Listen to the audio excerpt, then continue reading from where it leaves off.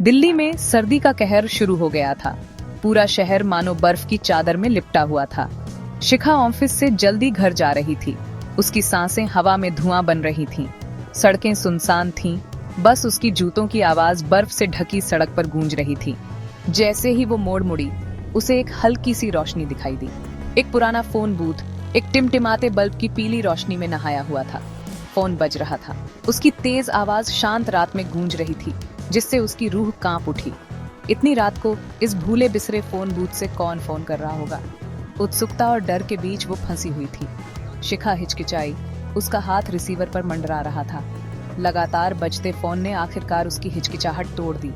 उसने फोन उठाया। ठंडे प्लास्टिक ने उसे एक झटका सा दिया। हेलो, उसने कहा। उसकी आवाज रात के सन्नाटे में फुसफुसाहट जैसी थी। रिसीवर से एक भारी टूटी फूटी आवाज आई, दूर से आती हुई। घर मत जाना। आवाज में एक अजीब सी जल्दबाजी थी। डर से शिखा का गला सूख गया। उसका दिल जोर जोर से धड़कने लगा। कौन है? उसने हकलाते हुए पूछा। उसकी आवाज कांप रही थी। जवाब में बस फोन लाइन की खड़खड़ाहट सुनाई दी। आवाज गायब हो गई थी, बूथ के सन्नाटे में एक भयानक खामोशी छोड़कर। शिखा जमी हुई खड़ी रही। उसका दिमाग उस रहस्यमयी चेतावनी से घूम रहा था। उसका पहला ख्याल था इसे एक मजाक समझकर भूल जाए, एक बेरहम मजाक। लेकिन उस आवाज के लहजे में, उसके संदेश में जो जल्दबाजी थी, उसने उसे डरा दिया। उसे ऐसा लग रहा था कि कुछ बहुत गड़बड़ है। चेतावनी के बावजूद उसने घर जाने का फैसला किया। ये बस एक मजाक है, उसने खुद से कहा, अपने अंदर बढ़ते डर को दबाने की कोशिश करते हुए।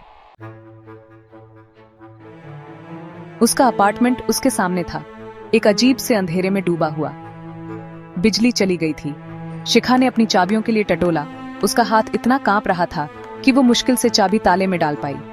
अंदर अपार्टमेंट में एकदम सन्नाटा था। उपकरणों की सामान्य गुंजन, नाइट लाइट की सुकून देने वाली रोशनी, सब गायब थी। उसकी रीढ़ में एक बेचैनी सी दौड़ गई। अंधेरे में सावधानी से चलते हुए उसने स्विच बोर्ड तक अपना रास्ता तलाशा। उसने स्विच ऑन किए, लेकिन लाइटें नहीं जलीं। अचानक लिविंग रूम से एक टिमटिमाती रोशनी उसकी नजर में पड़ी। टीवी चल रहा था। सिर्फ चल ही नहीं रहा था, बल्कि उस पर ब्लैक एंड व्हाइट में एक धुंधली तस्वीर दिख रही थी, जैसे हजारों छोटी छोटी आंखें उसे देख रही हों। उसे चक्कर आने लगे। उसकी सांसें रुक सी गईं। ये सब गलत था, बहुत गलत।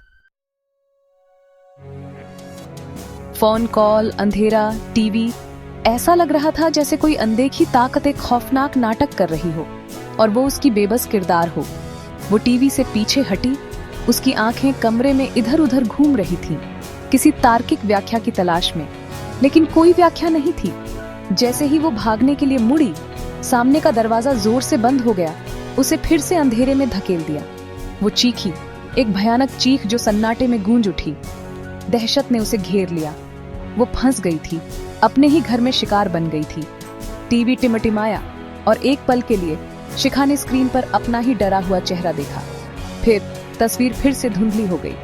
अगली सुबह खबर आई कि शिखा अपने अपार्टमेंट से रहस्यमय तरीके से गायब हो गई है। उसके पड़ोसियों ने रात के भयानक सन्नाटे के बारे में बताया। उसके बाद एक खौफनाक चीख सुनाई दी, जो उसके अपार्टमेंट से आती हुई लग रही थी। पुलिस जांच में कोई सुराग नहीं मिला। जबरदस्ती घुसने का कोई निशान नहीं। शिखा का कोई पता नहीं। अपार्टमेंट अंदर से बंद था। टीवी अभी भी चल रहा था, अपनी सम्मोहित करने वाली धुंधली तस्वीर दिखा रहा था। शिखा गायब हो गई थी, एक ऐसा रहस्य छोड़कर जिसने पूरे शहर को डरा दिया।